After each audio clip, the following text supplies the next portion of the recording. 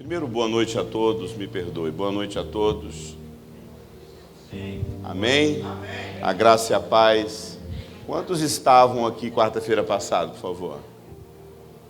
Quase a maioria, né?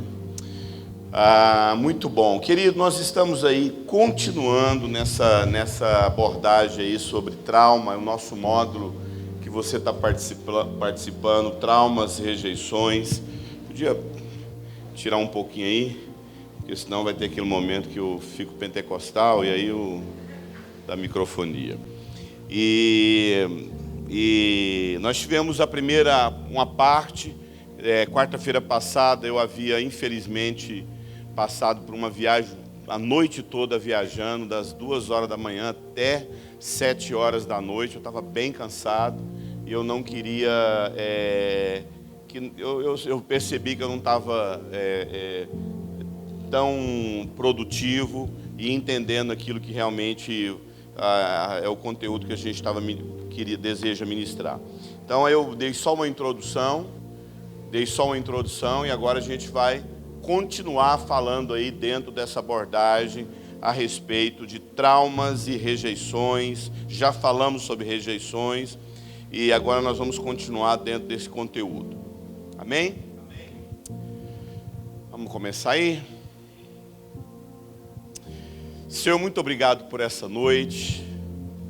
Nós dizemos sim, amém, para tudo que o Senhor quer fazer em nós aqui. Ministra, continua falando ao nosso coração. Todo o nosso coração está sensível em te ouvir, em receber da tua palavra. Por isso, libera aquela palavra que é o trigo fino, que é o mel que escorre da rocha. Aquela palavra que nos coloca naquele lugar assim de muito quebrantamento, de muita dependência do Senhor. Queremos te ouvir, queremos ser ministrados pelo Senhor. Muito obrigado pela vida dos irmãos. Queremos que o nosso coração seja sensível à tua voz, Pai. Em nome de Jesus, amém. Nós começamos a falar, demos uma introdução na última aula e eu dei alguns relatos sobre alguns acontecimentos, alguns eventos que eu presenciei, que eu fiquei sabendo, que eu ministrei dentro dessa questão dos traumas. E uma das coisas que nós falamos é principalmente a respeito de que os traumas mais profundos são justamente os traumas produzidos na infância. Uma vida adulta pode ter trauma, uma pessoa adulta pode passar por traumas, né? A gente vai se aprofundar dentro do que seja realmente trauma, mas os traumas mais profundos, as cicatrizes mais profundas da nossa vida, elas acontecem justamente no período da infância, principalmente porque durante a infância a nossa alma é uma alma assim, como se diz, né? Como se fosse uma malha muito fina, uma folha bem frágil, sabe? Então, por ser a criança, ela não tem a capacidade cognitiva que um adulto tem de julgar, de ponderar, de levar em consideração outros pontos. A criança é como uma esponja, ela absorve. Outra característica que as crianças têm, eu acho que eu falei isso numa aula, se eu não me engano, foi na aula 3, as fases do desenvolvimento infantil. Inclusive, depois você pode adquirir a apostila. Eu disponibilizei algumas apostilas com todas as ministrações do curso. Você pode adquirir ali com a Débora o conteúdo de todas as ministrações que você está recebendo, onde você pode acompanhar as aulas. Uma das coisas que nós falamos na aula 3, que é a fase do desenvolvimento infantil, é que a criança é muito crédula, gente. Toda criança é crédula. A incredulidade não faz parte da vida infantil. Crianças são extremamente crédulas. Tanto é que elas acreditam em Papai Noel, Coelhinho da Páscoa. O que você fala para uma criança, ela acredita. Por que uma criança é crédula? Porque a alma da criança é como se fosse uma alma assim, é como se fosse um HD que nunca foi formatado. como se fosse um HD de um computador que nunca foi danificado. Então, quando acontece um trauma na vida de uma criança, aquilo, o resultado, esse acontecimento é muito rápido na mente, na alma de uma criança. Então, por isso que quando a gente fala a respeito de traumas, a criança, ela absorve isso com muita facilidade, pelo fato dela ser muito crédula, ela acredita muito em tudo que está em volta dela. Uma das coisas que a gente bateu muito na tecla é que um dos principais sentimentos que uma criança precisa ter na vida é a sensação de que o ambiente que ela vive a faça sentir segura. Ela precisa entender que ela faz parte daquele lugar e que as pessoas em volta dela a amam. Agora, o estrago produzido na vida de uma criança, aonde ela não se sente segura, aonde ela não se sente aceita, aonde ela não se sente amada, aonde ela não se sente acolhida, é devastador. Então, quando a gente fala de trauma, a premissa de entender os traumas é você perceber que a maioria dos traumas que nós carregamos na nossa vida acontecem justamente num período onde a gente está, quando a gente é extremamente fragilizado, que é a questão da infância. Para a gente entender trauma, porque quando a gente fala de trauma, as pessoas elas têm uma tendência em confundir trauma de crise. Crise todo mundo vive. Todo mundo tem que viver crise. A crise faz parte da vida. Crises, elas devem existir na nossa vida. E muitas das vezes a gente não consegue entender trauma porque a gente não sabe ter uma compreensão do que seja crise e do que seja trauma. Todo trauma produz uma crise? Sim. Todo trauma é uma crise? Claro que é uma crise que você está vivendo, uma crise traumática. Mas toda crise é um trauma? Não. Todo trauma é uma crise, mas nem toda crise é um trauma. Na verdade, dependendo da fragilidade de alma que você tem, você é uma pessoa... O que seria uma pessoa de alma frágil? É uma pessoa extremamente sensível, extremamente milindre, extremamente frágil. E como eu disse para vocês no primeiro módulo, um dos principais fatos que leva você a ser uma pessoa emocionalmente fraca é a sua estrutura familiar que não fez com que você seja uma pessoa forte na vida. Quanto mais uma família saudável, família saudável. O que é família saudável? Módulo 1 a gente fala isso o tempo todo. Família saudável, onde um homem entende a função, a identidade, quem ele representa naquela casa. A mãe sabe a função, a identidade de quem que ela representa na casa. Cada um está no seu lugar. Cada um entende o papel que Deus colocou você como pai, como mãe. E cada um é responsável pela família que tem. O homem entende a responsabilidade dele como homem. A mulher entende a responsabilidade dela como mulher. E os dois entendem os valores do reino de Deus e transmitem esses valores do reino de Deus através das escrituras para a sua família. Família saudável, amado, é uma dos principais motivos que contribui para que a sua alma seja uma alma saudável. Quando a sua alma é fraca, fragilizada, adoecida, as crises que você vive pode produzir na sua vida até traumas. Agora, crise, como eu disse, é algo extremamente normal na vida de um ser humano. Todos nós temos que ter crise na nossa vida.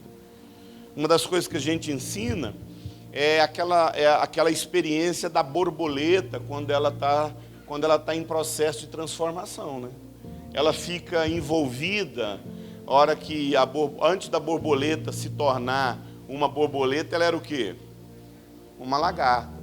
Só que a lagarta, para que ela vire uma borboleta, ela precisa passar por um processo de quê? De mudança? Não, de transformação. Deixa eu te falar uma coisa para você. Deus não é um Deus de mudança. Deus não é um Deus de mudanças. Eu vou falar uma coisa para você, até porque Deus não gosta desse negócio de mudar as coisas. Ele falou assim, até porque não mudar faz parte do caráter dele. Deus não há sombra de mudança. Deus não muda. Não sei se você sabe, você vai aprender isso em maturidade. Não sei se você sabe, Deus não muda. Ele é o mesmo ontem, hoje e eternamente, como diz Hebreus. Deus não muda. Ele é imutável. E porque Deus não muda, ele tem dificuldade com esse negócio de ficar mudando as coisas. Então Deus não muda você. Muitas vezes a gente acha que o que Deus quer fazer na nossa vida é mudar. Deus, eu preciso mudar de igreja. Deus, eu preciso mudar de mulher. Deus, eu preciso mudar de marido. Deus, eu preciso mudar. Não, Deus não quer mudar nada na sua vida. Deus quer transformar você. Porque muitas das vezes é não mudando nada que as coisas vão ser transformadas. Às vezes é não mudando esse marido que você tem, que vai ser o motivo pelo qual Deus vai te transformar. Você fica, Deus muda meu marido, Deus muda meu marido, Deus muda minha esposa, Deus muda minha esposa. Deus fala assim, não vou mudar não, meu. Para que você seja transformado, só um marido desse jeito. Deus me muda de igreja, Deus me muda de igreja, Deus me muda. Vamos falar com você. Eu já desencanei desse negócio de igreja boa, a igreja top, há muito tempo, meu irmão, a igreja é tudo igual.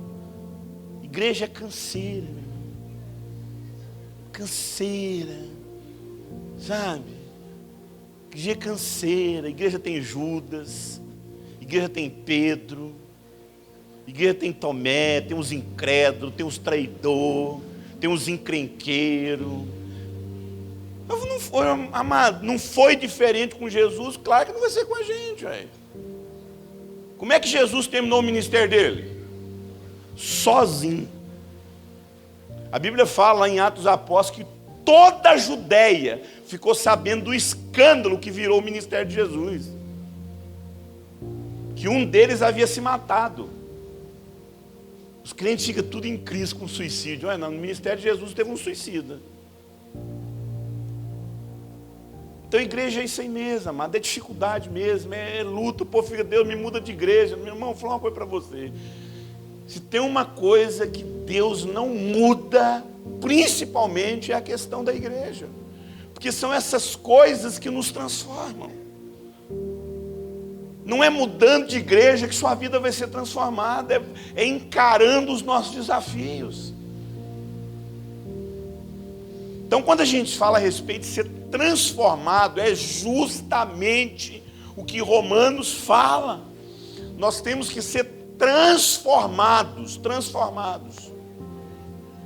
Então, quando a gente fala a respeito de crise, aquela lagarta que foi pisada, que foi esmagada, todas as vezes quando você vê uma lagarta, o sentimento que você tem é de matar, sim ou não?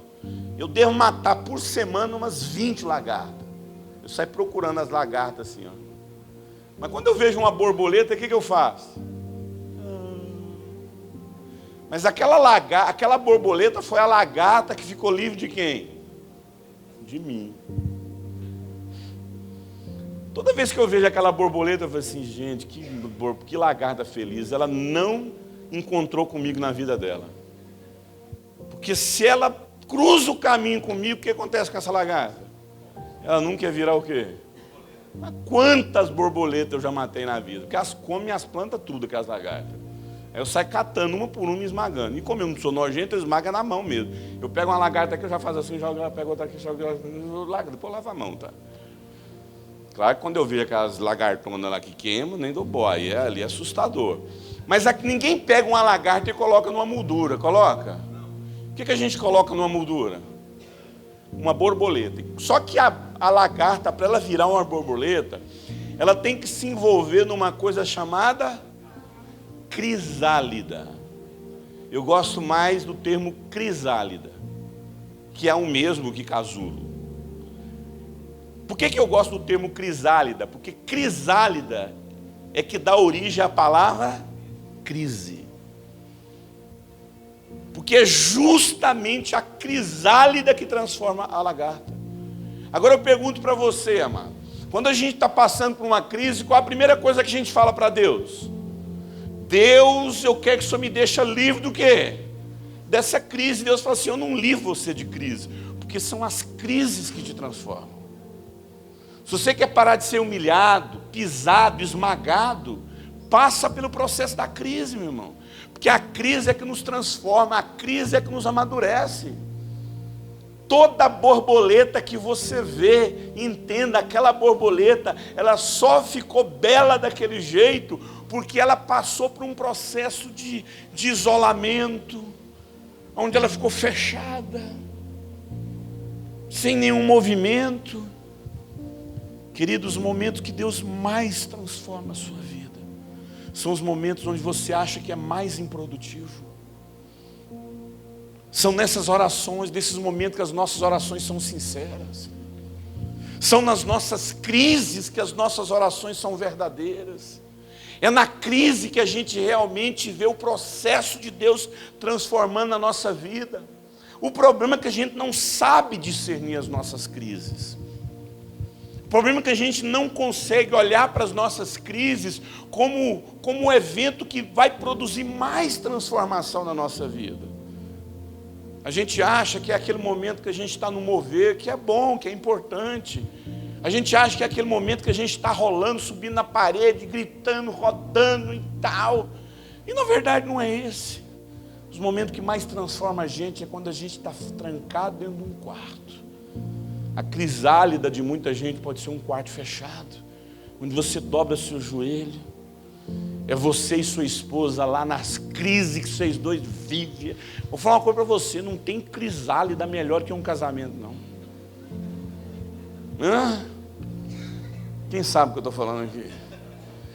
Pai, não tem uma crisálida mais que te envolve, que você fala, Deus, eu não acredito que eu estou dentro disso aqui agora, Deus. Sozinho, só eu consigo entender o que está aqui dentro, Deus. Quem olha de fora nunca consegue acreditar. Amado, não sei se você, depois você acessa lá no Pastor Google. Você vai lá no Pastor Google, você vai e digita lá a palavra crisálida ou casulo. Você vai perceber que o casulo tem uma forma de uma serpente, a cabeça de uma cobra. Porque quando o passarinho vê uma crisálida, quando ele olha para a crisálida, parece uma serpente olhando para ele. A forma de uma crisálida é a forma de uma serpente, a cabeça de uma serpente. E quando o passarinho vê aquela cabeça de serpente olhando para ele, o passarinho faz o quê? Estou fora. Então quando você está em crise, todo mundo olha para você, pelo amor de Deus, o que é aquilo lá? Ninguém consegue discernir, ninguém consegue entender. Posso falar uma coisa para você, amado? É isso aí que te transforma. Mas o problema é quando a gente passa por crise, a primeira coisa que a gente faz é orar, pedindo a Deus para ficar livre daquilo. Deus me tira disso, Deus, eu não quero viver isso. Mas é isso que nos transforma. Para a gente entender traumas, a gente tem que aprender a separar crise de trauma. Você tem que entender e saber separar o que é crise, o que é trauma. Muitas das vezes, num aconselhamento, eu não trago o peso de preocupação que eu estou num aconselhamento com uma pessoa, porque eu sei que o que ela está vivendo é uma crise. E a pessoa está lá, pastor, o que eu estou vivendo está me traumatizando, pastor. Esse problema financeiro na minha vida é um trauma. Não, isso não é trauma. Problema financeiro não é trauma. Problema financeiro é crise que você está vivendo para você aprender a administrar suas finanças. Pastor, estou passando um trauma com a minha barriga. Essa barriga na minha vida é um trauma. Não, isso não é um trauma. Isso é uma crise que você está vivendo para você aprender. Eu vivo essa crise. Então tem coisas que a gente precisa entender, sabendo separar o que é crise e o que é trauma. A primeira coisa que você precisa entender a respeito de crise. Crise é um evento na sua vida, onde nós temos duas reações. Nós temos duas reações. Todas as vezes quando você vive uma crise, no seu casamento, nas suas finanças, na sua vida, você tem duas reações. Na crise, ou você enfrenta, ou você recua. As crises que nós passamos na vida, elas existem para que a gente aprenda a enfrentar o que tem que ser enfrentado ou recuar. Você está passando por uma crise financeira, meu irmão. Aí que você avança nas compras, aí que você avança nos projetos, aí que você gasta mesmo. É assim? Crise financeira você faz o quê, meu irmão? Você recua. Você dá um passo atrás. Você está vivendo uma crise no seu casamento. Sua esposa está pedindo para você ficar ser mais presente. Seu marido está pedindo para você ser mais carinhosa, ser mais atenciosa. Isso gera crise. Seus filhos estão pedindo. Amado, nós temos uma tendência em repreender certas coisas na vida.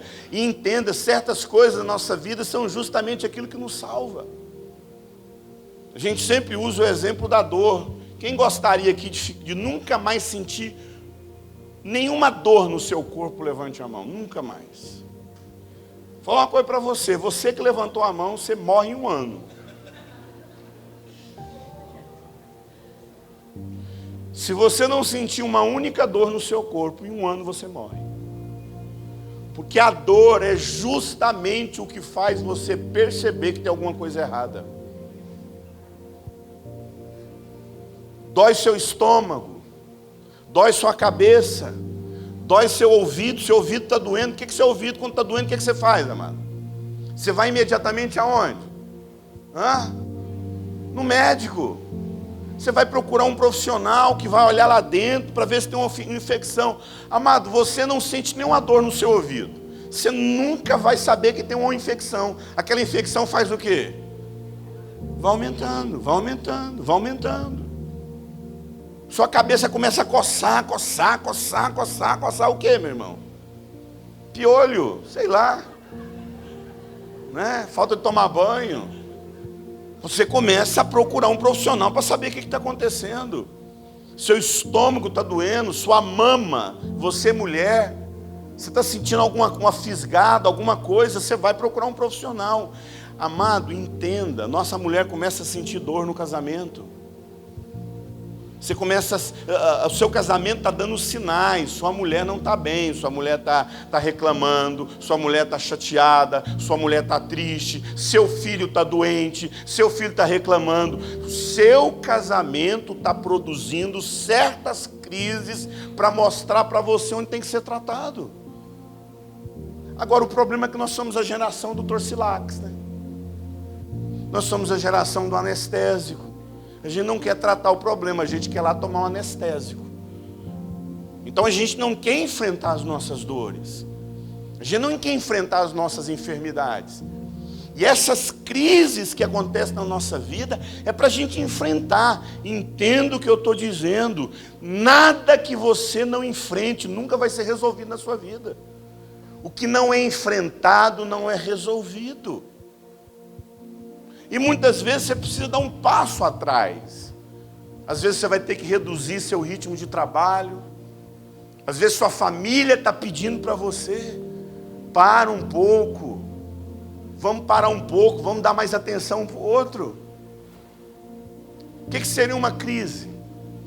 São processos naturais na vida, onde as coisas ao nosso redor saem da ordem natural. E nós entramos num profundo processo de avaliação e autoquestionamento. Embora cause sofrimento, é um momento precioso na vida, por ser uma oportunidade para virada e superação. A crise é isso, meus irmãos. A crise é uma oportunidade de você superar, dar uma virada, reconhecer. Por quê? Porque a crise revela realmente quem nós somos. Você está dirigindo, o cara dá uma atravessada em você no trânsito. O que vai produzir ali? Uma crise. E aí você vai revelar quem você é. Você vai lá, sai do carro, grita, mete o pé, revelou quem você é. Uma das coisas que a crise faz é revelar justamente quem nós somos. É aquilo que a gente sempre fala, meu irmão. Sempre diz. A gente tem uma mania de chegar para as pessoas e falar assim: ó, meu irmão, me perdoa, porque eu estava fora de mim. Eu falei: não, meu irmão, quando você estourar lá na sua casa, você gritar, ficar bravo, você chega para as pessoas e fala assim: ó, eu queria pedir perdão, porque você me viu, eu sou isso aí que você viu, ó. Eu estava em mim. Você sabe quando a gente está fora da gente? Quando a gente está em Cristo, meu irmão. Paulo fala: não vivo eu, mas Cristo vive em mim. Então quando eu sou calmo, o Bill me conhece, não tem ninguém aqui entre vocês que me conhece mais do que o Bill. A segunda pessoa que pode me conhecer melhor é o cinegrafista, o hater. Talvez o pastor me conheça mais um pouco. Mas de todos vocês aqui, quem me conhece profundamente é o Bill. Quem vai me conhecer? Porque ele é meu cunhado. Mas quem me conhece mais profundamente é minha esposa. Agora, quem me conhece até o que eu não conheço de mim mesmo? Deus. E muitas das vezes as crises, amado, elas vêm na nossa vida para revelar nem aquilo que você sabe a respeito de você. Tem coisa em você que você não sabe que tem que ser tratada. Tem coisa em você que foram situações, escute, quando a crise vem e existe um trauma na sua vida, porque o trauma fica escondido. A crise vem, a crise revela o trauma que não foi tratado. É como se fosse uma cebola. Você tira aquela camada, depois tira aquela camada, mas você chega lá no centro do problema. Não existe algo que revela mais as nossas feridas do que as nossas crises. A crise é algo benéfico. Agora, a maneira como você lida com suas crises, que vai produzir uma pessoa madura ou infantilizada. Porque, vou falar uma coisa para você. A melhor forma da gente não enfrentar as nossas crises é dar chilique. É dar chilique, surtar. Eu não estou dizendo que não exista surto emocional, tem surto emocional. Mas na verdade, os piti que a gente dá, meu irmão, é aquela criança que não quer enfrentar a realidade das coisas. As crises, elas existem na nossa vida justamente para nos amadurecer. Então eu queria mostrar para você algumas crises que a gente passa na vida para você entender melhor. Eu pergunto para você, nascer é uma crise? Uma criança que está nascendo da sua mãe, ela nasceu, isso é uma crise? Sim. O nascimento é uma crise para a mãe, uma crise para a criança está lá confortável. A criança está ali completamente, protegida, um lugar extremamente aconchegante. E de repente, aquilo começa a se contorcer, aquilo começa a se mexer. Às vezes até uma mão que está ali agarrando, às vezes até um fórceps que está ali puxando pela cabeça. Amado, o que está gerando? O que está gerando ali naquele momento? Uma crise. Sim ou não? Agora eu pergunto para você, essa crise é importante? Se não acontecer aquilo ali, acontece o quê? Morte. A criança morre, a mãe também pode morrer, com certeza, mas é importante. Andar é uma crise? É uma crise, a criança está ali, de repente, tem crise pior do que essa, a pessoa que você mais confia te solta para você cair. Vem, aquilo tá, sabe, aquilo não tem estabilidade, mas é crise. Desmamar uma criança é uma crise, meu Deus do céu, meu irmão.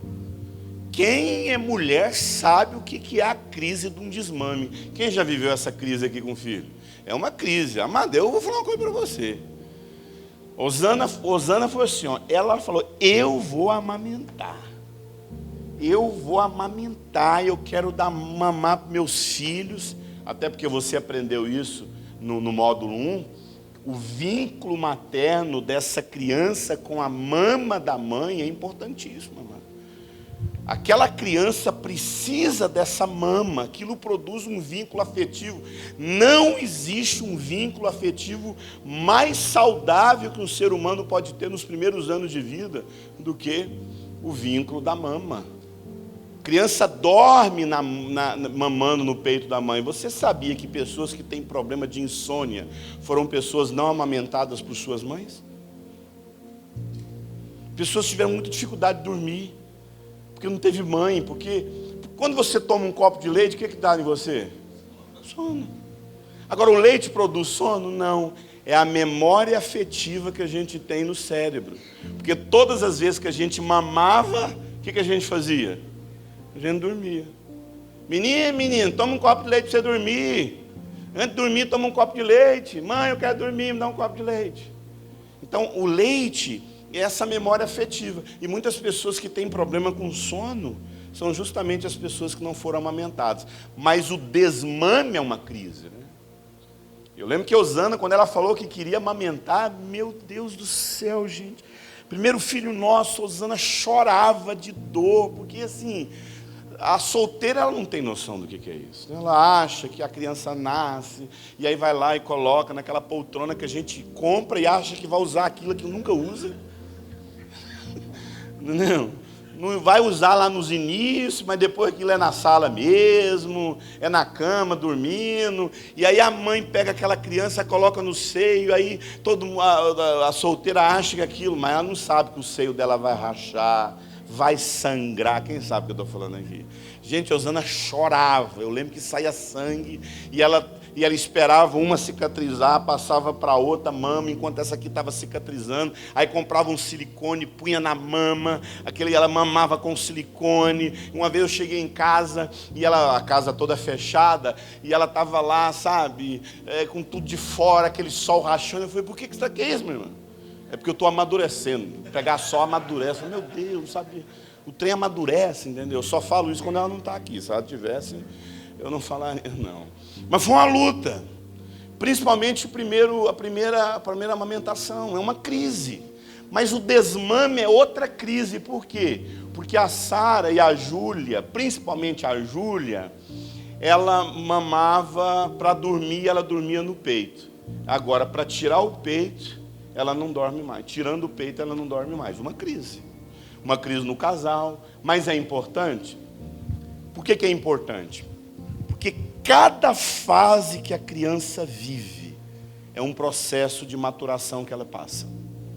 A criança mamar no peito da mãe produz na criança algo positivo, um vínculo saudável que vai levar essa criança a se sentir amada, protegida, o apego pela mãe, ela leva aquilo pelo resto da vida. Pastor, eu não sei porquê, pastor, eu sou uma pessoa assim que eu nunca me sinto parte de nada. Todas as vezes que uma criança chora nos primeiros meses de vida, principalmente no primeiro mês, ela não está chorando mais. No início ela chora pelo leite. Depois ela não chora mais pelo leite, ela chora pelo vínculo. Ela quer aquela mama na boca dela. E quanto mais aquela mama está ali na boca da criança, mais saudável ela se torna na vida adulta. Só que o século XX cobrou um preço muito alto. As mães não têm mais tempo de dar leite para os seus filhos.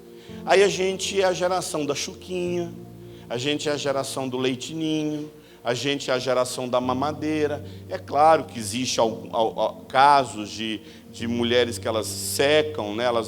A mama dela não produz leite, é outro assunto. Mas a maioria das mulheres da nossa geração, elas são discipuladas a não amamentarem seus filhos. Primeiro que não tem tempo. 4 meses termina a licença maternidade, ela já tem que ir para o mercado de trabalho, já tem que desmamar a criança. E aquele vínculo não foi produzido. E escute. Certa vez eu estava pregando numa cidade chamada Umuarama, na Igreja Batista, E uma profissional chegou para mim e falou assim: pastor, eu sou uma psicóloga e eu trabalho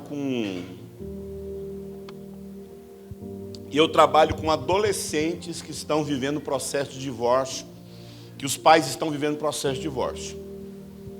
A agenda dela não tem espaço, é lotada. Ela trabalha com adolescentes que estão em crise por conta dos pais que estão se separando. E é assim, amado, ela leu algumas cartas, porque tem muitos encontros que eles produzem cartas, né? Os adolescentes produzem cartas. 90% das cartas, adivinha,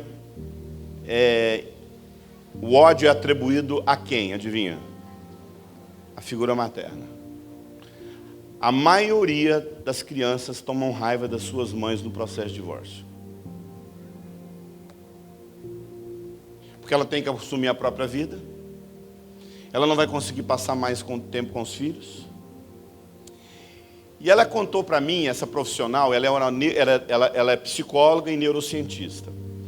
Ela disse para mim o seguinte: Eurípides, quando uma mãe não amamenta o filho, a criança produz uma ira incontrolável nela, que ela vai levar essa ira pelo resto da vida.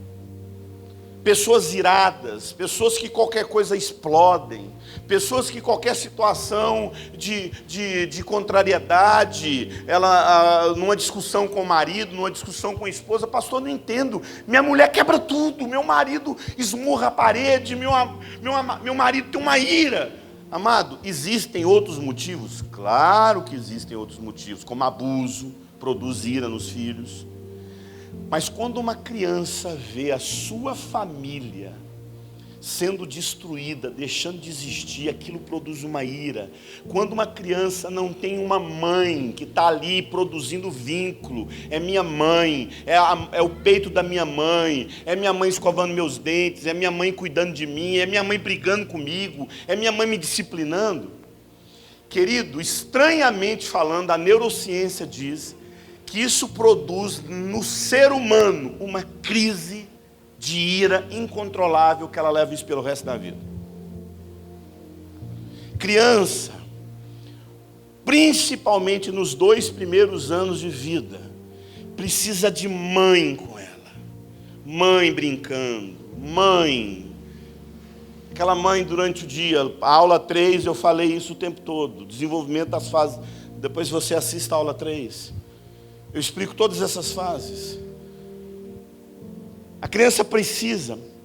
E aí, curiosamente falando, eu fui pregar numa outra igreja e um veterinário me procurou no final do curso, da aula, e falou assim: pastor, sabe aqueles animais que ficam mordendo o rabo, mordendo a pata, eles se mutilam com mordidas? Eu falei: sei. Foram animais que não foram amamentados por suas mães, cachorros não amamentados por sua mãe. Todo mamífero que não é amamentado pela mãe desenvolve raiva por si mesmo, ódio por si mesmo, não aprende a se amar, não aprende a controlar a raiva. A mesma coisa que a neurocientista falou, o veterinário falou. Aquela criança precisa. A criança precisa viver aquela fase. Pois bem, assim como uma criança precisa viver a fase da amamentação, a criança a partir de 1 ano e meio, né? 1 ano, no mínimo 1 ano, tem que ter 1 ano de vínculo com a mãe. 1 ano de amamentação. 1 ano e 5 meses... estourando 1 ano e 5 meses. Algumas crianças chegam até 1 ano e 5 meses, mas o certo é 1 ano. Quando acontece esse vínculo, mas a mãe precisa entender que até esse vínculo da mama tem que ser cortado.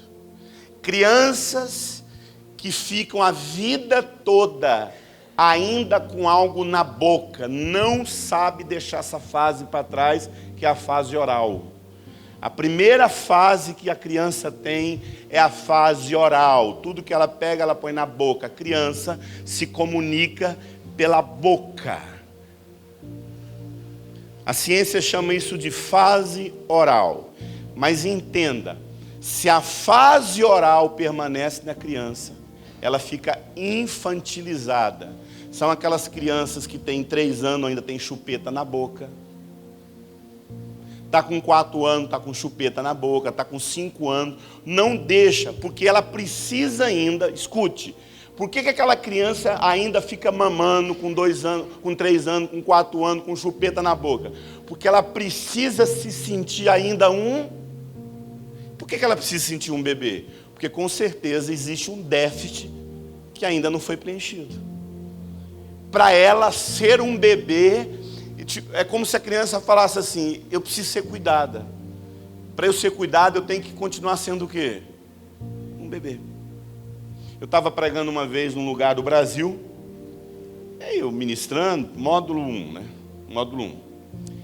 Família disfuncional. Aí ministrando, tinha uma jovem senhora, assim, de uns 35 anos, com uma filha de 12 anos, 9 anos do lado.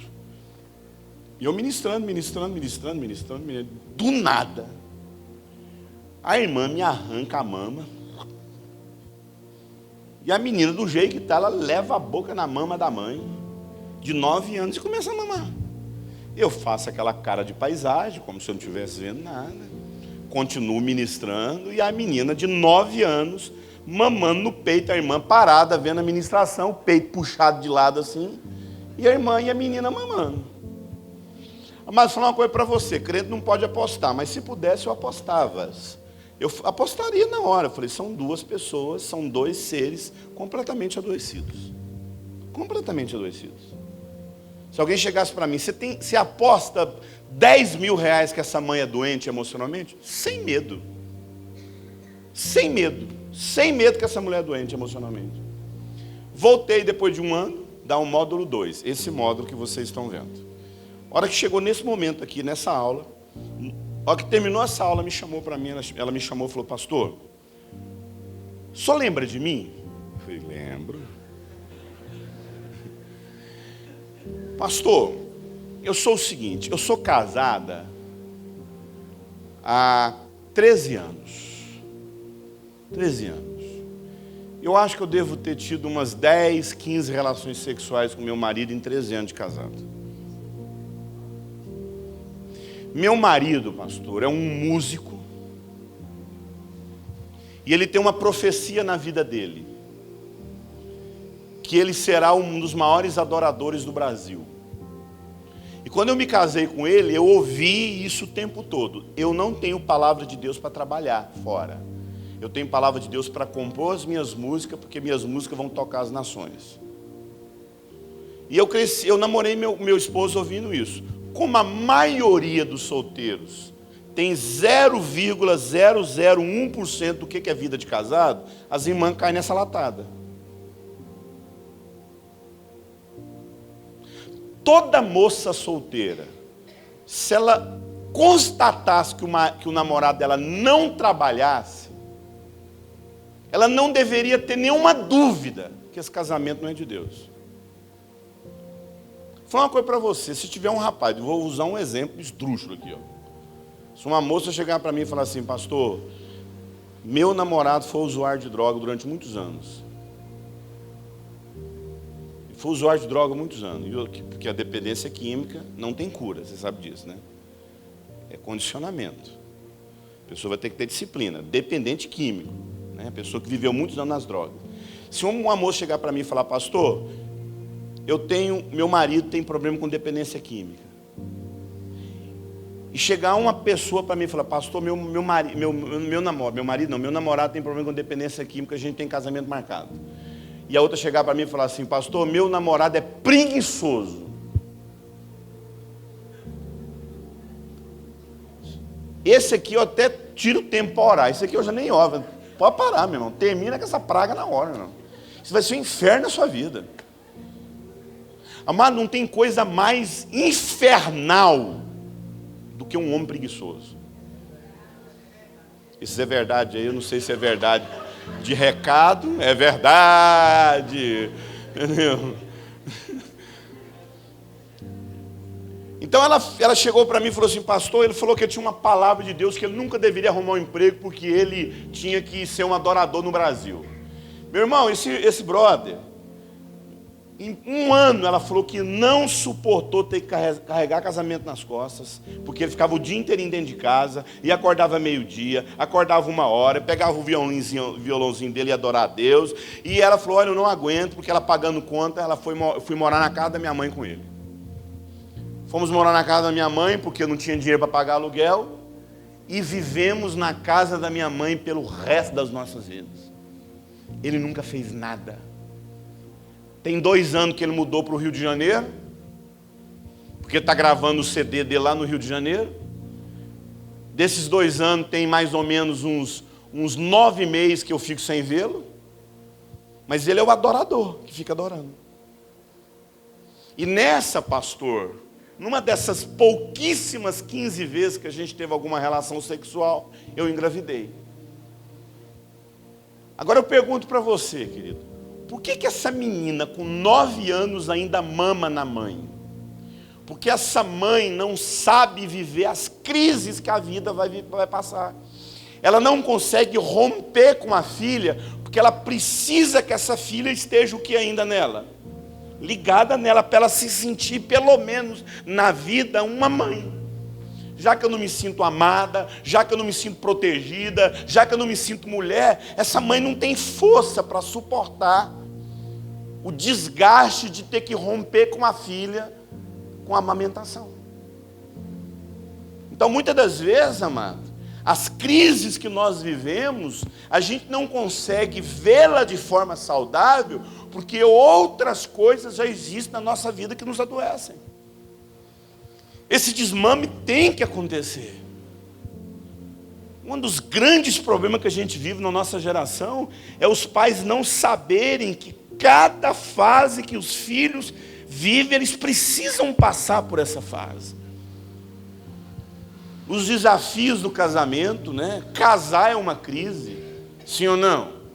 Casar é uma crise, a moça vive crise, principalmente, eu sempre falo isso, as mulheres vivem crise no processo de casar mais do que os homens.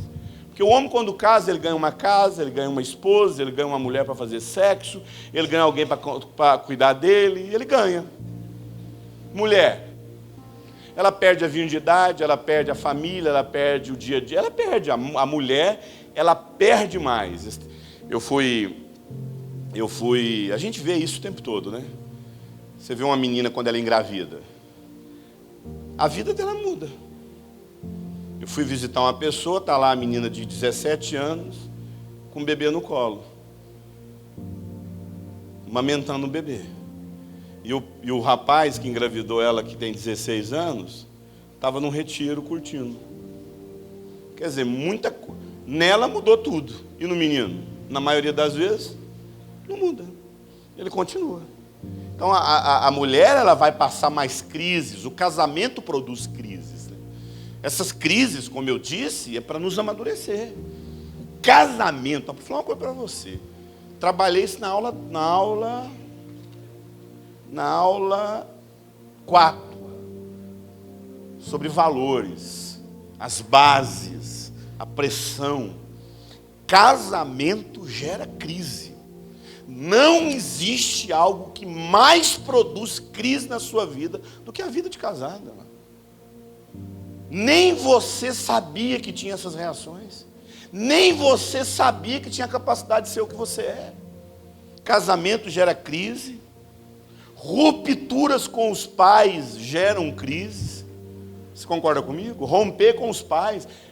Queridos, eu vejo isso todo final de semana.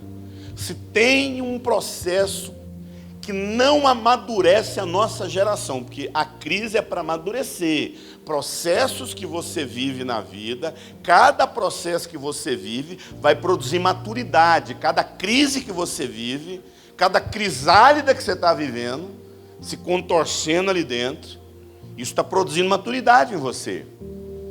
Não existe algo que mais amadurece ser humano do que romper com o pai. E não existe algo que mais infantiliza um ser humano do que ficar a vida toda dependendo de papai e mamãe. Querido, esse é o princípio básico do casamento. Portanto, deixará o homem, tá? Homem. Então, casamento é coisa de, não é deixará a criança, não é deixará o menino, é deixará o homem. Eu já fui um garotão. O Reiter já foi um garotão. O Bill já foi um garotão. Mas quando eles colocaram aquele anel no dedo daquela moça, o que a vida estava dizendo para mim, para o Reiter e para o Bill? Vocês têm que virar homem. Você tem que virar homem. Não é mais carrinho rebaixado. Não é mais vida de skatinho. Não é mais, sabe, jogar bola todo dia com os amiguinhos. Essa ideia, meu irmão. Talvez sobre um momento para jogar bola. Nós estamos aqui para pagar conta, meu irmão. Entendeu?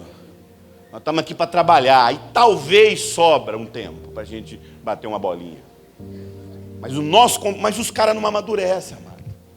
Mas por que essa meninada não amadurece? Isso é coisa, como diz os antigos, isso é trem de berço, meu irmão. Aquele menino que levantava de manhã cedo, você aprendeu isso? Você aprendeu isso em qual aula? Você aprendeu isso na aula 2, tudo começa em casa.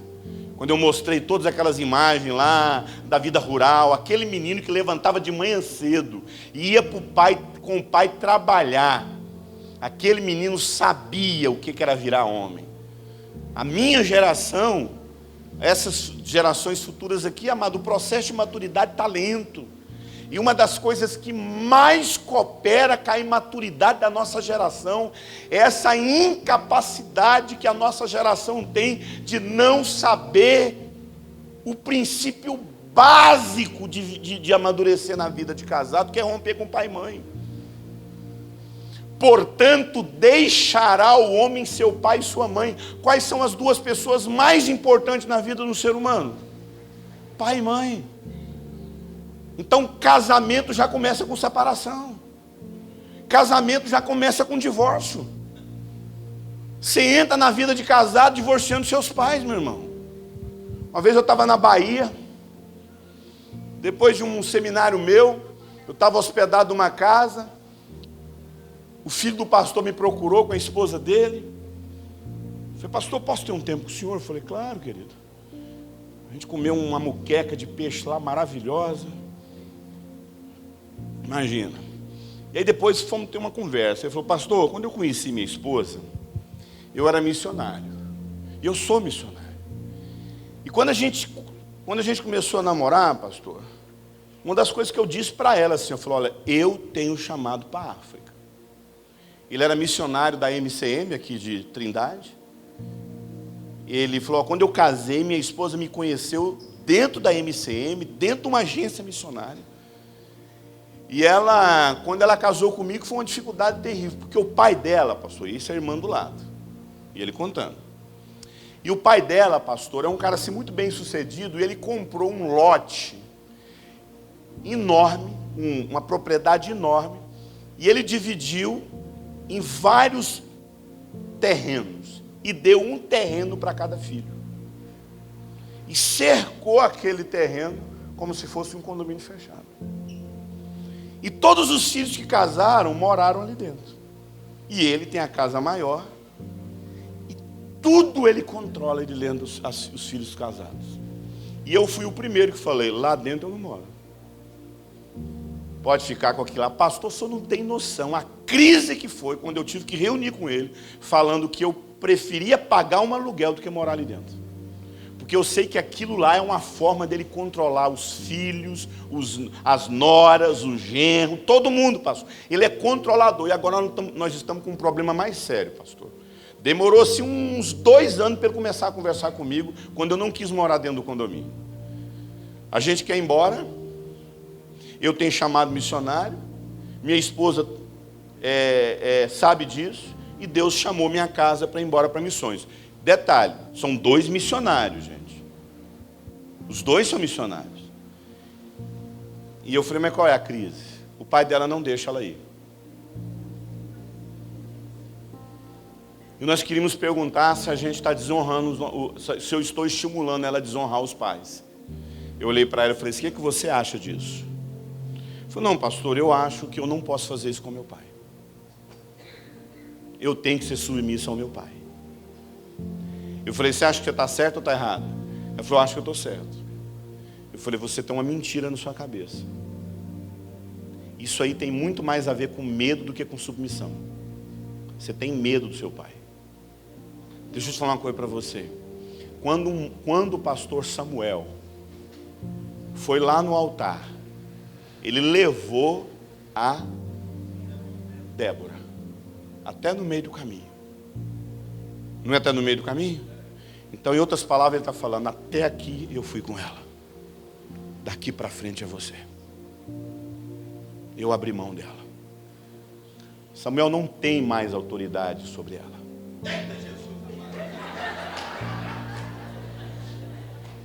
Ele entregou a autoridade, toda a autoridade ele entregou para o genro dele. Ele entregou a autoridade. Ele entregou a autoridade para o genro dele. Eles podem consultar os seus pais, mas a decisão é dos dois. E ele é a autoridade sobre a vida dela. Eles podem consultar, e se em algum momento o casal está numa dificuldade terrível e não saber administrar mais o casamento, é nessa hora que os pais podem intervir no casamento e falar, vocês não estão dando conta de tomar uma decisão, então como família a gente vai intervir nessa história. Vocês não estão sabendo conduzir a vida de vocês, os filhos de vocês estão doentes, nós vamos intervir. Só nesse caso. Mas a maioria esmagadora de todas as decisões que um casal toma não é mais a partir da lente dos seus pais, mas da lente deles mesmos. Quando é que uma pessoa está pronta para casar? Quando ela não depende emocionalmente e financeiramente dos seus pais. Se alguém depende dos pais emocionalmente, o que é emocionalmente? Não sabe tomar decisão, não sabe conduzir uma casa, não sabe disciplinar os filhos, não sabe buscar orientação, tudo é papai e mamãe que decide. Amado, isso infantiliza o casal. Deixa eu falar uma coisa para você. Você um dia foi um bebê, depois você foi uma criança, depois você foi um adolescente, depois você foi um homem e você vai se tornar um idoso. É ou não é assim o processo natural? O casal também é um ser. Jesus é cabeça ou é corpo? A igreja é cabeça ou é corpo? Então Jesus é uma pessoa? Jesus é uma pessoa? A igreja é uma pessoa? Sim. Então é um ser. Quando você se uniu a Jesus, você virou um ser, uma pessoa chamada igreja. Quando o Eurípides se uniu a Osana pelo laço do matrimônio, nasceu um ser chamado casal. Esse casal é um ser, e como todo ser, esse casal precisa amadurecer. Quando a gente casa, a gente é bebê na vida de casado. Mas a gente tem que amadurecer, e só que o processo de amadurecimento tem que ser rápido. A gente precisa crescer, amadurecer, se tornar independente. Você vai depender ali de uma mãe na primeira gestação, porque ela já foi mãe de 2, 3 filhos. Você vai depender de um pai ali no início. Você vai recorrer a um conselho, mas todo esse processo é um processo de emancipação. Vou falar uma coisa com muito cuidado. Muito cuidado. O Brasil passou por um processo de 20 anos de movimento de discipulado. 20 anos. Eu vivi todo esse processo. Desde 1997 que começou, né? Em 97, quando começou o movimento discipulado no Brasil, Célula, G12, M12, todos esses movimentos, E isso cooperou com o crescimento da igreja, cooperou com os dons, foi bênção. Mas posso falar uma coisa para você? Um dos maiores joios no processo de discipulado é a capacidade que os discipuladores tinham de fazer com que o discípulo se tornasse dependente dele. Tinha gente que ligava, discipulador, qual calça que eu compro? Não é sério. Qual camisa que eu tenho que vestir? Eu só compro essa casa se você sentir paz. Pelo amor de Deus, amado. O cara ia lá comprar uma casa, ele ia comprar um carro, mas ele só sentia paz se o discipulador dele tivesse paz. Ele só compra. Isso é infantilizar as pessoas, amado. Vocês concordam comigo? Mas entenda, você infantiliza seus filhos quando você começa a tomar decisão na vida deles, eles sendo casados. Nós temos que entender que o processo final de qualquer amadurecimento se chama emancipação. E os pais têm que emancipar seus filhos. Mas isso é uma crise que gera. É uma crise. E a gente não quer viver essa crise. Eu fui uma vez numa igreja, amado. Sabe aquele momento lá em lidando com as carências que eu falo para cada um ficar na frente da sua esposa? E aí, lembra aquele processo? Mas uma vez eu fui numa igreja que na primeira aula eu vi o seguinte, eu vi um homem assim, aí eu vi do lado dele a esposa e do lado dele a mãe. A esposa agarrada no braço e a mãe agarrada no braço. Só que a mãe, você olhava para ela assim, com certeza ela deve ter tido ele com 16, 15 anos. Porque ela é uma mulher assim, uns 40 anos, assim, batendo de 1000 na nora. Ele, um cara de 20 anos, ela com certeza devia ter uns 45, melhor dizendo, o cara uns 20 anos, a esposa do lado. Só, querido, você via que o cara estava lá, ela com um pedaço dele, a mãe com um pedaço dele, a mulher com outro pedaço.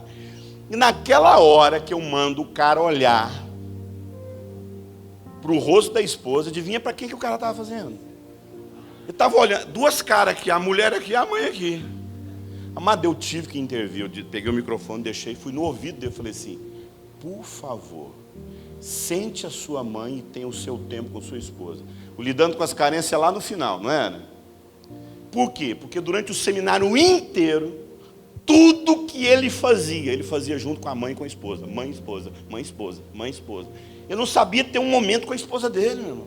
Eu tive que falar, você vai pegar a sua mãe agora e pôr ela sentada e ter o seu tempo com a sua esposa. Uma vez eu estava pregando numa igreja em Belo Horizonte.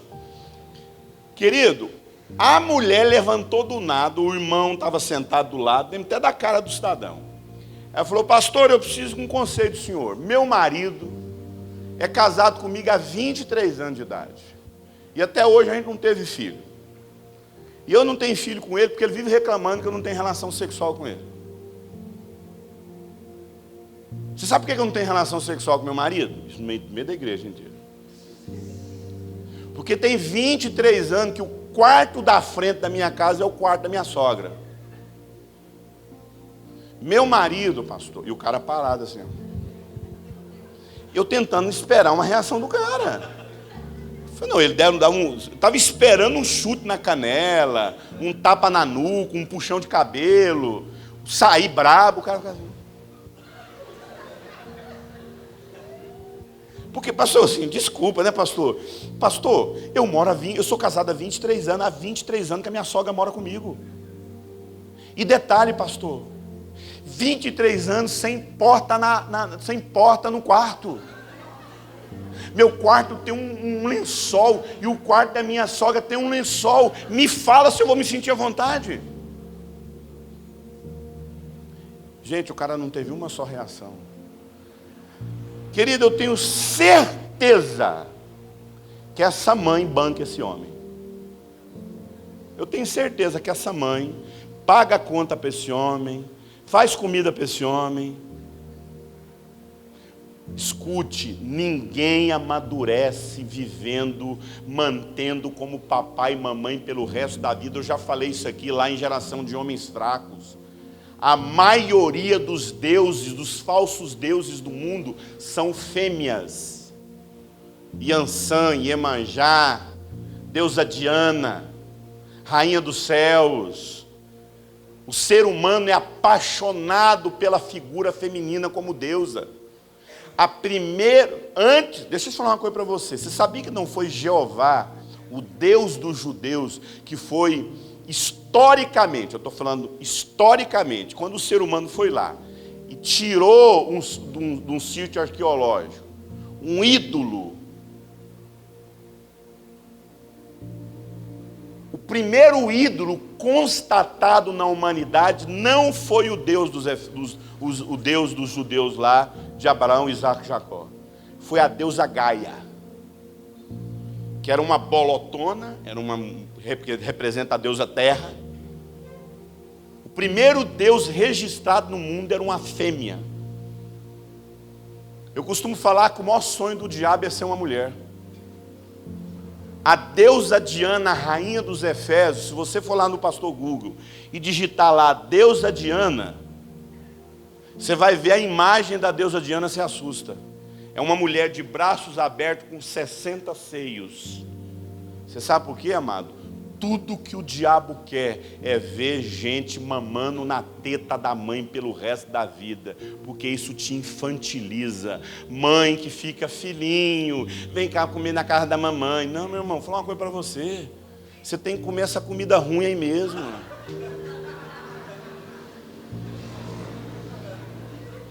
Deixa sua... Isso te infantiliza, cara. Uma vez eu dei um seminário no Rio de Janeiro e Deus me deu uma ousadia. Eu falei assim: eu quero aqui à frente todos os pais que ainda mantêm seus filhos casados, pagando aluguel, pagando faculdade, pagando a compra do mês. Eu vou usar um exemplo bem pesado, mas eu chamo isso de geração Isabela Nardoni. Você sabe por que é Isabela Nardoni, cara? Porque a Isabela Nardoni é aquela menina que foi jogada pela janela. Lembra daquela menininha que foi jogada pela janela? Lembra dela? Você vai ver o histórico daquele casal lá. Toda a vida daquele casal era bancado pelos seus pais. Pai pagava a compra do mês, pai pagava a faculdade, pai pagava o aluguel, pai pagava tudo. Eles não sabiam resolver problema. Nós somos uma geração, amado, que a gente não sabe romper com os nossos filhos. A gente quer mantê-los infantilizados. Não quer viver essa crise. É uma crise. Nossos filhos têm que errar. Você tem que deixar seu filho errar, meu irmão. Você tem que deixar seu filho errar. Viver as crises lá no casamento. Seu filho mora com você, me responda. Seu filho mora com você. Aí quebra o pau lá. Você acha que eles vão quebrar o pau com você lá dentro? Brigar, ficar bravo? Não, não vai. Ele vai lá buscar em você consolo. Ele não vai discutir com a mulher. Meu irmão, e casamento, a chapa tem que esquentar, meu irmão. Os dois têm que aprender a resolver a briga junto, não procurar papai e mamãe. Eu tenho uma mensagem que eu gravei e chama Aprendendo a Brigar. O casal tem que aprender a brigar, meu irmão. Agora, todas as vezes que o filho vai cair, você vai lá e pega ele no colo. Seu filho não precisa nem pedir água. Você quer água, meu filho? Você quer água, meu filho? Você tem que deixar seu filho pedir água. Não é assim que a gente faz uma criança aprender a falar? Se todas as vezes uma criança não precisa pedir água, ela vai aprender a falar a palavra água? Não vai. Processo de rupturas, isso produz maturidade. Frustrações na nossa vida, tudo isso produz maturidade. São as crises que nós vivemos na nossa vida. Se nós não entendermos, amado, que um dos processos, como eu já disse, mais saudável que nós podemos viver são as nossas crises. Olha aqui para mim.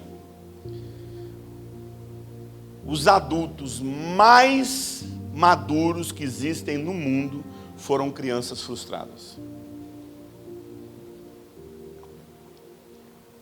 Quanto mais uma criança é frustrada, mais saudável ela fica na vida adulta. Quanto mais uma criança é 24 horas atendida, eu sou pai, eu sei disso, né? Principalmente em relação à figura feminina.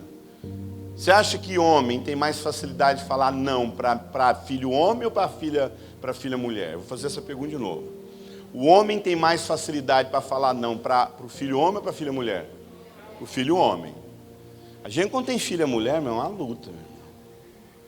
Você não sei que você sabe. Eu falo não bonitinho para meu filho, mas para as minhas filhas é uma luta, meu. E mulher tem mais facilidade para falar não para o filho homem ou para a filha? Para falar não para a filha. As relações femininas são mais tensas. Mães têm uma tendência a ser mais tenso com as filhas. Alguém tem que aprender a falar não nessa história. Lá em casa, o não é mais da minha esposa. Você pensava que era eu, não é. O não é mais da Osana. A Osana é mais não. Eu sou mais sim. Você pensou que eu era o não. Lá em casa, quem é o não é a Osana. Tem uma que eu falo, mas meu bem, não, vamos fazer. Não. E principalmente por causa das meninas. E por quê? Os nossos filhos, eles se tornam muito mais saudáveis pelos nãos que recebem do que pelos sims que eles têm. Quanto mais uma criança é frustrada, mais saudável ela fica. Deixa eu falar uma coisa para você. Quando você dá tudo para o seu filho, você dá tudo que ele quer, dá tudo que ele quer. Ele fica mais saudável, ele fica mais calmo ou mais agitado? Mais agitado. Depois que seu filho leva umas 3 palmadas, umas 2 varadas, qual é a primeira coisa que ele fala para você depois de uma meia hora? Eu te amo. É ou não é verdade? Deixa eu te falar uma coisa, você não tem noção do quanto isso é saudável. Os nossos pais, amado, os nossos pais foram os... Vou falar uma coisa para você. Eu sou fãzão dos nossos, principalmente dos nossos avós. Viu? Ali foi pai. Ali foi pai. Amado, a gente faz terapia quando a gente bate em filho nosso. Os nossos avós, eles tinham uma filosofia. Filho é igual chantilly, quanto mais bate, mais cresce. Eles não tinham crise com isso, não. Frustrados, você não me ama, um dia você vai saber que eu te amo.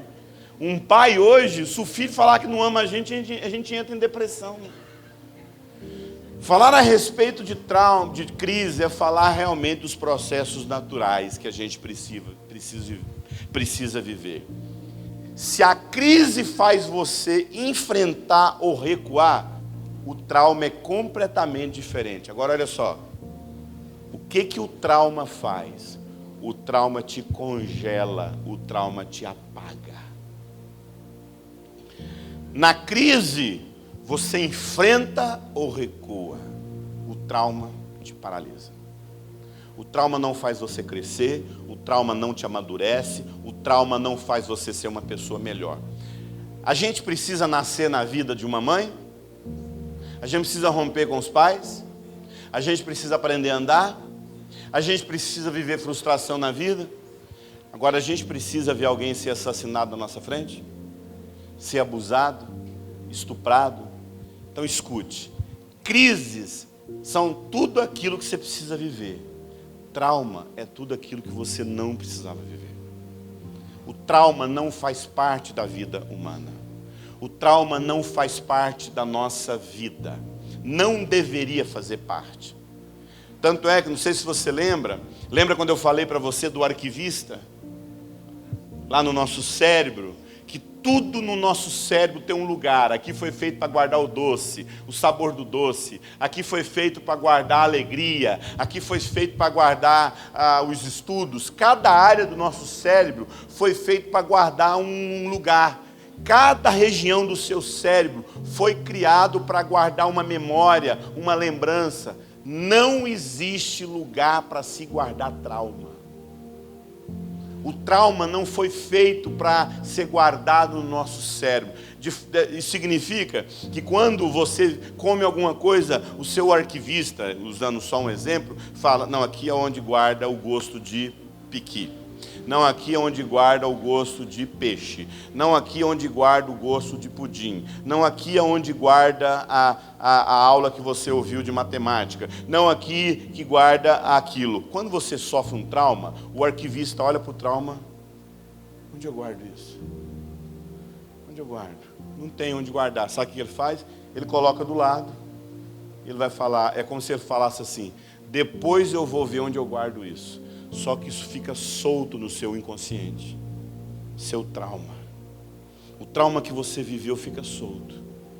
Quando você acessa o trauma, em momentos de estresse, em momentos de crise, em momentos de cansaço, no sono, quando você tem pesadelo, os traumas são acessados e você reage. Às vezes você congela. Pastor, eu não sei porquê.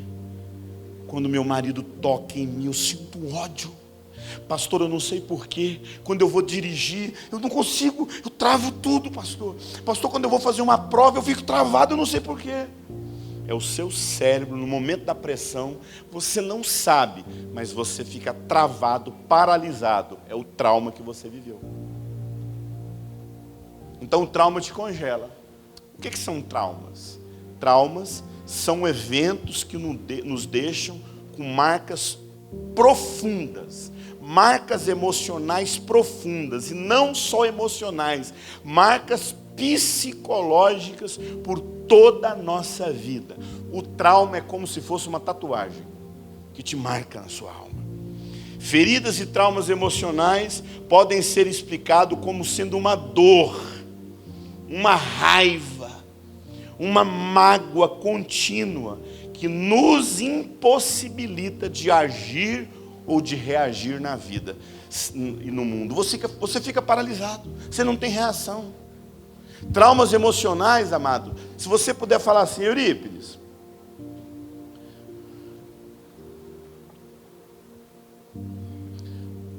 qual seria uma palavra, se você pudesse resumir o trauma, o que seria?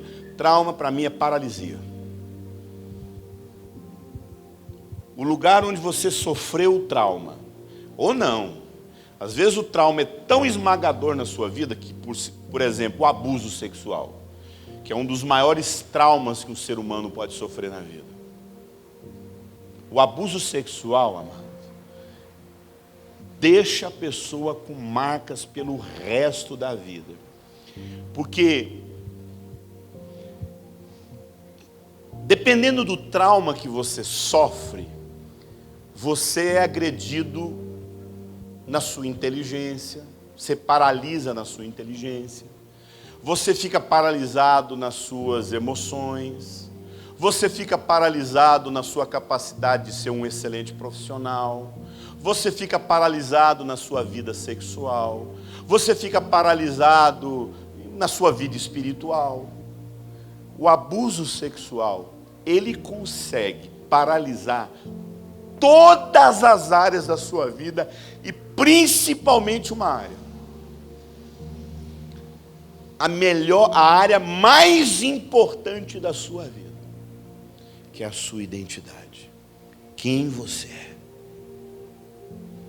O trauma, o abuso sexual destrói a sua imagem. Quando Deus criou você, a primeira coisa que Deus te deu foi uma imagem. Deus te deu uma imagem. Criou Deus o homem à sua imagem. Deus deu, a primeira coisa que Deus deu ao homem ao criá-lo foi uma imagem. O homem tinha uma referência. Por que a Bíblia fala? Deus criou o homem à sua imagem. Vocês vão ter uma aula só sobre isso. Imagem e semelhança. Deus criou o homem à sua imagem. Significa que a primeira coisa que Deus deu ao homem foi uma referência, uma imagem. Qual foi a segunda coisa que Deus deu ao homem? Um jardim para ele cuidar, um propósito. Eu sei o que Deus fez, que é da minha vida. Eu sei um objetivo. Eu estou buscando. Eu alcanço esse propósito. Qual foi a terceira coisa que Deus deu ao homem? Depois que ele deu uma imagem, depois que ele deu uma profissão, uma vocação, Deus deu para esse homem uma esposa. O abuso sexual destrói a sua imagem, você fica perdido. Quem é meu pai? Quem é Deus? Quando uma criança, querido, eu viajei com a minha filha, só eu e ela, sabe? Só eu e ela naquele apartamento lá em Fortaleza. Gente, a sensação que eu tinha é que eu estava ali com a coisa mais preciosa da minha vida. Eu sozinho naquele quarto de hotel, porque eu fui pregar num casamento e ela era a dama do casamento e eu era o pregador do casamento. Gente, ela não queria ir embora. Você te contei isso, Bill? Ela não queria ir embora, não. Quando eu falei que a gente ia embora, ela falou, não, papai, eu quero ficar aqui o resto da vida com o senhor. Porque eu levantava de manhã cedo, nós tomava café junto, passava o dia inteirinho junto no apartamento. Depois ia para a praia. A praia era só atravessar uma rua. Eu falei, mas a mamãe, não quero ficar. Ela chorou. Amado, eu senti que aquele era um momento. E detalhe, quando eu fui viajar no outro final de semana, ela chorou porque ela achava que a partir daquele dia, todas as vezes que eu fosse pregar no lugar, ela ia ficar comigo. Mas posso falar uma coisa para você? Em muitas meninas, esse dia pode ser o pior dia da vida dela. O pior final de semana da vida dela. Onde ela vai tomar raiva de homem. Quem deveria proteger foi justamente a pessoa que abusou, estuprou. E falou, cala a boca, se você contar para sua mãe, eu te mato. Vocês vão ter uma aula só sobre isso. É a próxima aula depois dessa aula. Só sobre abuso sexual. Nós vamos falar sobre o que é um pedófilo. Nós vamos falar do que é um abusador. Você vai pensar 2 vezes em entregar seu filho para uma babá. Você vai pensar 2 vezes em ver uma plaquinha escrito, cuida-se de uma criança. Você vai deixar só aquela criança no portão, aquela criança entra para dentro e você vai trabalhar. Você vai pensar 2 vezes em fazer isso. Mas tem muita gente, amado, porque o abuso sexual, ele destrói a imagem. A primeira coisa que o abuso sexual destrói é aquilo que Deus criou, que é a imagem. A segunda coisa que o abuso sexual produz na vida de um ser humano é que ela não sabe o que faz, ela fica perdida. Quando a gente fala de imagem, sabe o que é imagem, amado? Imagem é saber que eu sou homem. Eu amo ser homem. Eu amo ser homem. Ser homem é gostar de mulher. Se homem é gostar das coisas de homem, eu gosto das coisas de homem. Eu gosto de ser homem. Ser mulher é o trem mais irritante para mim. Mulher é irritante. Entendeu? Tudo organizadinho. Mulher é organização, né? Mulher é detalhe. Tudo tem detalhe. Você já pensou nisso? Não pensei nisso não. Você já parou pensar naquilo? Não parei pensar naquilo não. Mulher tudo organizadinho. Fazer compra. Ai meu Deus, canseira aquilo, meu Deus do céu. Sabe? Já foi na C&A com a sua esposa, na Renner. Meu Deus do céu, aquilo é uma tribulação, gente. O mundo de homem é diferente. Mulher tem que entrar no provador. A gente enfia no pescoço, já se viu a calça já. Não é? Eu nunca vi uma mulher pegar uma calça e fazer assim. Não, o homem se experimenta no pescoço, sabe? Então a mulher, ela tem outra forma. Eu gosto de ser homem. Imagem é saber que eu sou homem. Sabe? Eu nunca passei por abuso sexual. Nunca passei. Meu abuso foi outro, foi de autoridade. Vocês vão ter uma aula sobre isso. Eu passei por abuso de autoridade. Eu nunca passei por abuso sexual. Então, eu gosto de ser homem. Eu tenho prazer em ser homem. Eu quero aprender a ser homem mais e mais.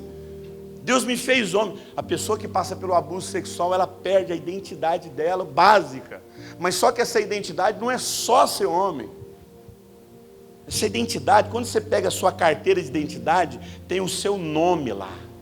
tem a sua digital, tem a sua fotografia, tem o nome do seu pai, tem o nome da sua mãe. Quando o abuso destrói a sua identidade, você perde referência, você fica desconectado com a sua história, você não consegue ter conexão com seu pai, com sua mãe. O abuso sexual destrói seu futuro. Pessoas que passaram por abuso sexual nunca conseguem chegar a um fim de um curso, não sabem o que querem ser da vida. E afeta os relacionamentos, que é a terceira coisa que Deus deu ao homem, são os relacionamentos. Eu dei apenas uma introdução sobre isso, mas na aula sobre abuso eu vou falar muito sobre isso. Mas o abuso, amado, destrói o trauma. E eu falei para você que tem vários tipos de traumas, mas o abuso sexual, e muitas vezes o trauma afeta em alguma área da sua vida.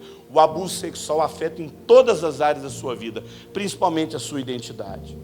E como eu disse para você, se eu pudesse resumir uma palavra que define a palavra abuso, se eu pudesse resumir numa só palavra o que seria a palavra trauma, uma outra palavra que eu resumiria seria paralisia.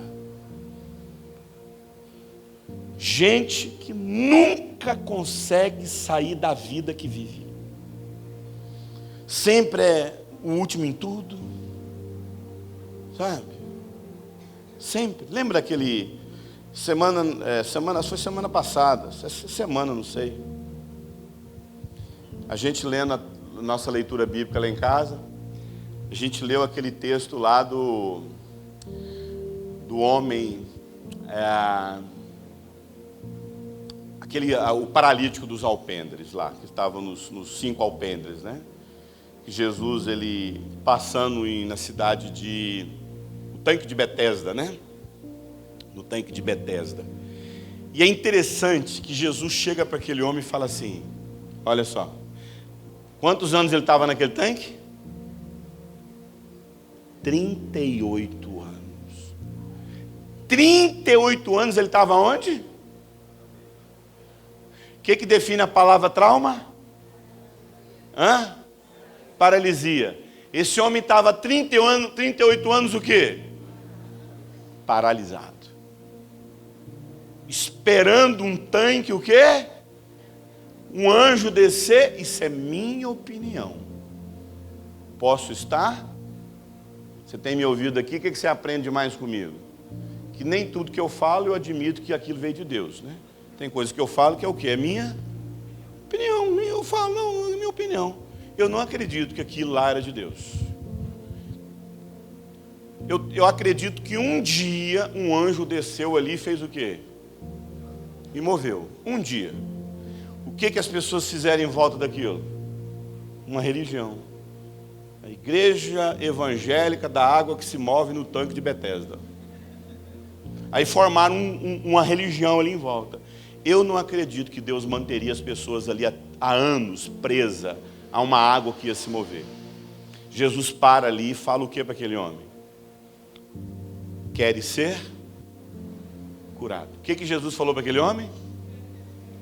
Qual a primeira coisa que ele respondeu? O que ele falou? Primeira coisa que a pessoa traumatizada é paralisada. Segunda coisa que a pessoa traumatizada ela acha que ela não pode fazer nada por ela. Sempre alguém que é culpado. Ninguém faz nada por mim. Jesus está ali. Você quer ser curado? O que ele tinha que falar? Sim. O que ele falou? Ninguém faz nada por mim. Todas as vezes alguém vai na minha frente. Escute. Autocomiseração, aquilo que eu falei para vocês.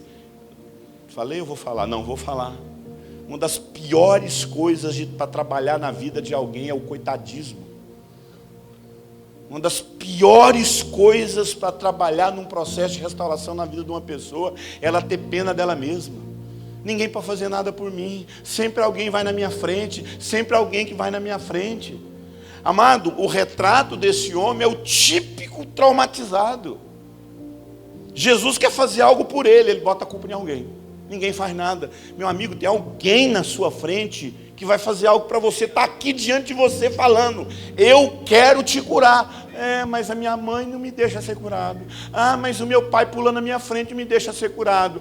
Mas fulano, a sua cabeça já está programada a acreditar. Quando Jesus chega para você e fala, eu vou transformar a sua vida, eu vou fazer isso na sua vida, eu vou transformar a sua história, eu vou transformar. A mente do traumatizado imediatamente já está programada com a crença de pensar, alguém pula na minha frente e não faz nada por mim. Quem conhece gente assim? Espero que não seja você. Os traumas atrofiam a nossa maturidade emocional e espiritual. E é necessário você descobrir a natureza desse trauma. Primeiro fato que você precisa entender é que todos nós somos vulneráveis. Nós vamos passar por traumas. Você passou por trauma. Detalhe, a maioria de vocês aqui passaram por traumas.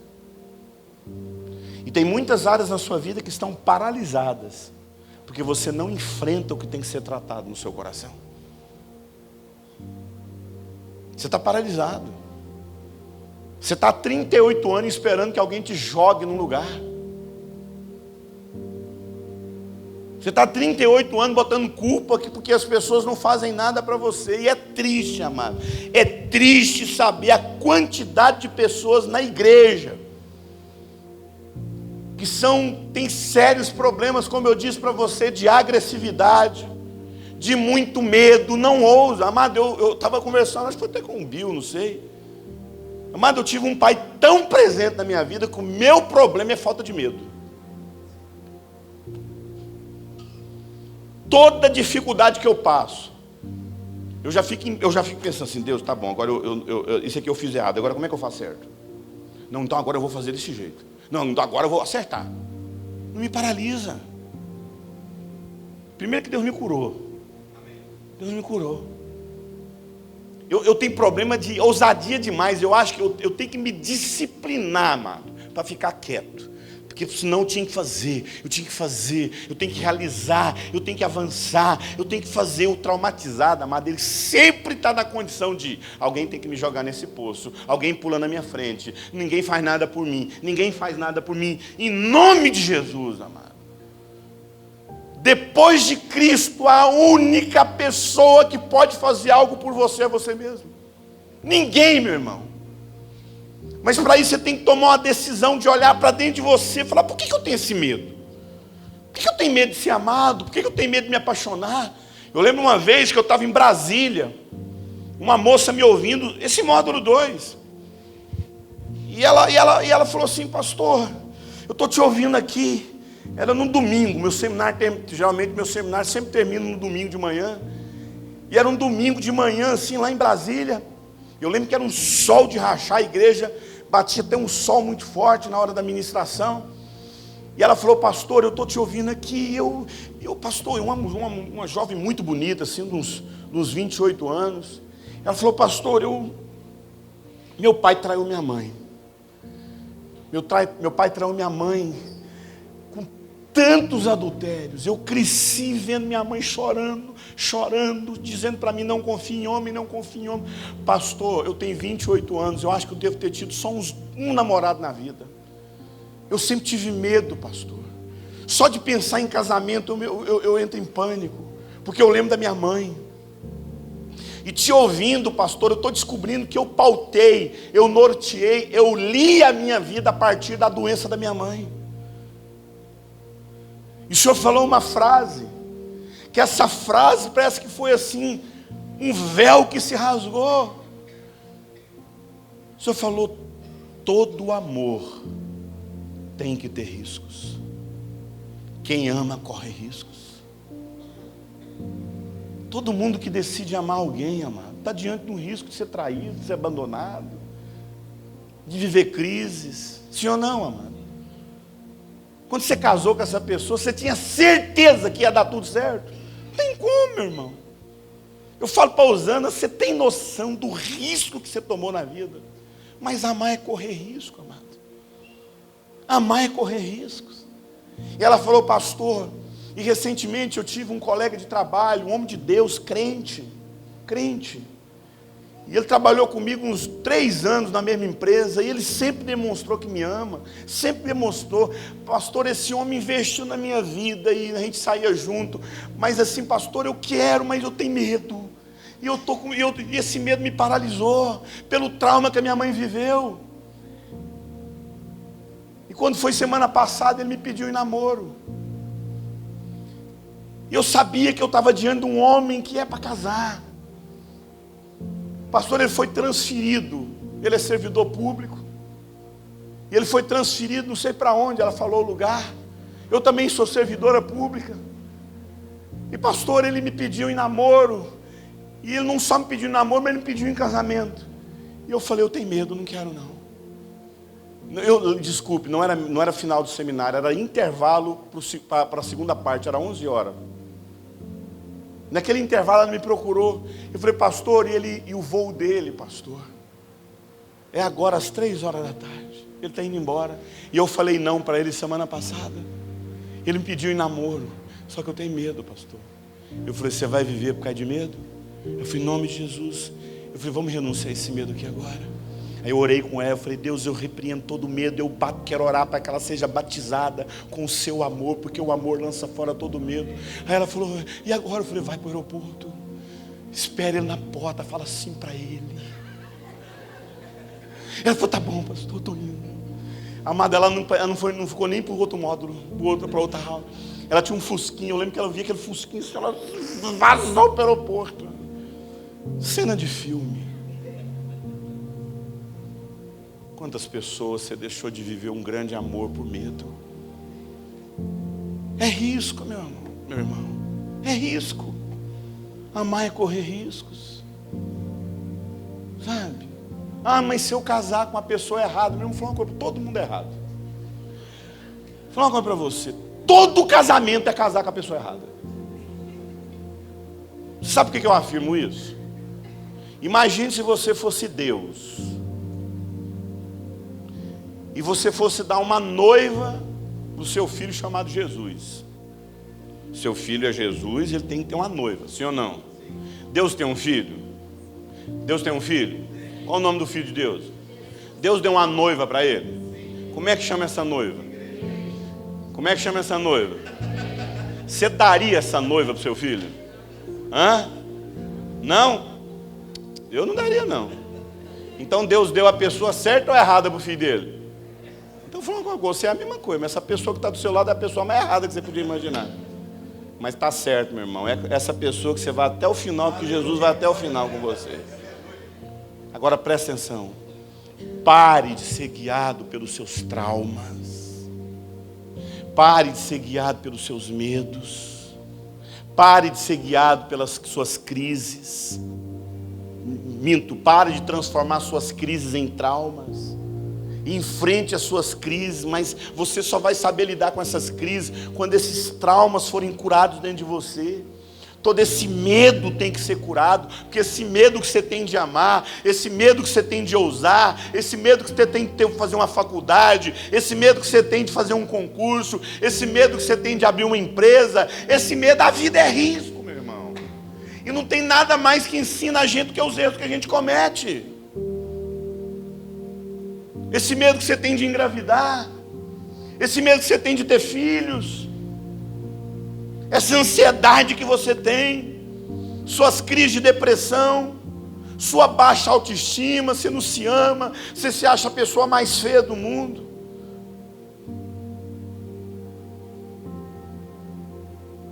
Toda raiva que você tem, toda violência que você tem, você agride todo mundo, ser agressiva com todo mundo. Deixa eu te falar uma coisa, se a paralisia é um dos principais motivos dos traumas, a agressividade é também uma das principais características de pessoas traumatizadas. Pessoas traumatizadas são extremamente agressivas. Qualquer coisinha explode, qualquer coisinha quebra tudo. Ciúme. Deixa eu te contar uma coisa que eu passei no aconselhamento. Nós já vamos concluir. A mesma aula continua, o mesmo tema sobre trauma quarta-feira. Mas deixa eu contar uma coisa para vocês. Eu estava atendendo uma mulher, e o marido dela estava assim, do lado dela, falando o seguinte: pastor, eu não consigo entender, pastor. Essa mulher passa o dia inteiro buscando, fuçando a minha vida para ver se eu não estou traindo ela. Eu sou casado há 6 anos e não teve um único dia que ela não sentiu que eu estava traindo. Ela fica fuçando o WhatsApp, ela fuça Facebook, ela fuça minhas roupas, ela quer descobrir o que está acontecendo comigo, ela fuça uma coisa ali, ela fuça uma coisa ali. Eu ouvindo: pastor, eu não consigo mais provar para essa mulher que eu sou fiel. Eu olhei para ela e falei assim: você já foi traída na sua vida? Aí ela começa a chorar. Chorava, sabe? Aquilo que o Alcione fala, uma possessão choral. A pessoa fica possuída de choro. E chorava. Eu passei a vida toda sendo traída, e eu vi minha mãe ser traída a vida toda. Falei: quantas vezes você foi noiva? Quantas vezes você namorou? Eu falei: contou lá uns 8 namorados. Já foi noiva? Ela: 4 vezes. Todas as vezes que eu vou casar, eu descubro que ela está me traindo. Como é que você descobre? Eu fuço. Eu descubro. Eu falei: deixa eu falar uma coisa para você. Você quer todo relacionamento que você tem, você quer ser traída. Você quer terminar, melhor dizendo. Você fica fuçando, para achar um motivo para essa pessoa, para você terminar com ela. Porque você sabe que no final, na sua cabeça, você vai ser abandonado. Então, antes que essa pessoa te abandone, o que você faz? Eu te abandono. Você foi tão traída na vida, sua mãe foi traída a vida toda, que você fica buscando motivo para terminar com a pessoa, para que essa pessoa não termine com você. Eu termino com você antes de você terminar comigo. Muitas vezes, ciúmes são sinais de gente traumatizada, manipulação, gente que quer tudo no controle dela, dependência excessiva por pessoas, insegurança, autocomiseração, coitadinho de mim, esse coitadismo é aquilo que eu falei para você.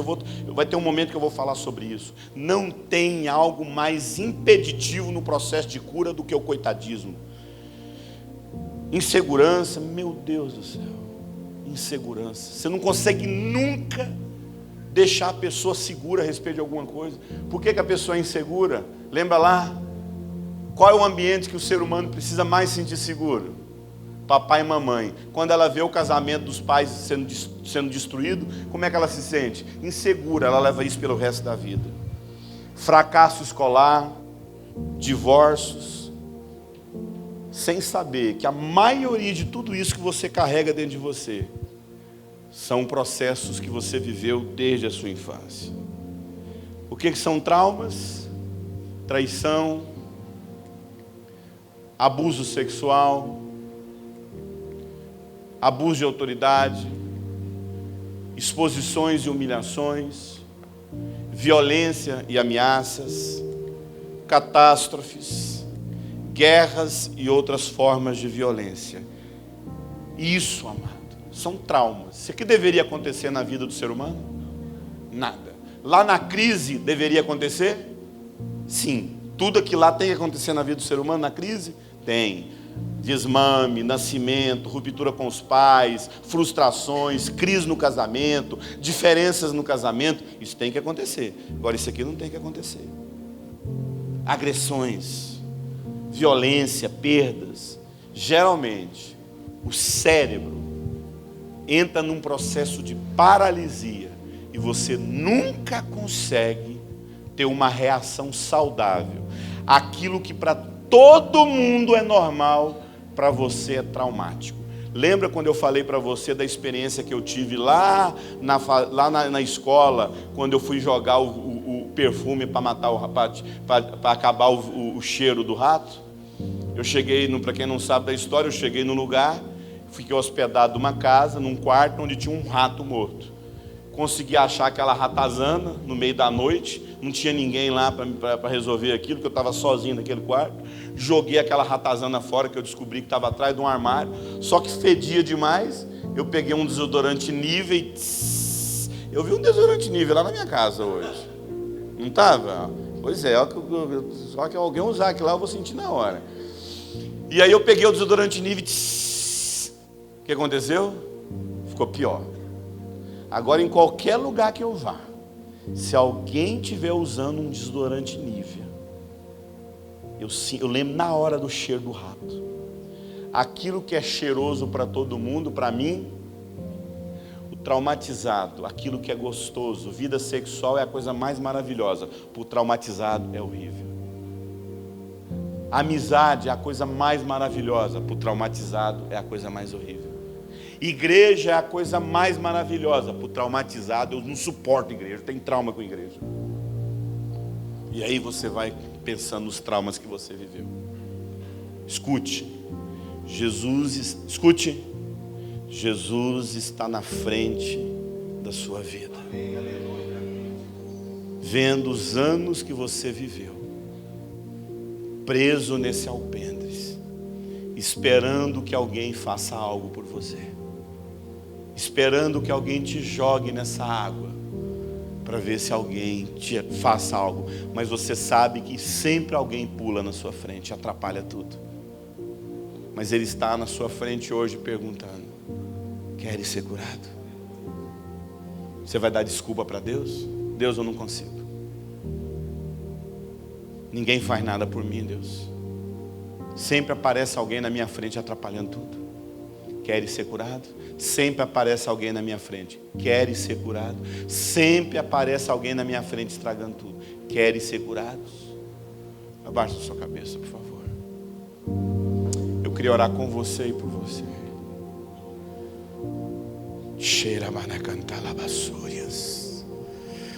Espírito do vivo Deus, só Tu podes tocar em áreas que ninguém toca, Deus. Áreas de medo, áreas de vergonha. Espírito do vivo Deus, toque nessa pessoa agora, nesse exato momento, Senhor. Que o Teu doce Espírito Santo toque na vida dessa pessoa. Que o Teu doce Espírito Santo toque na vida dessa pessoa agora.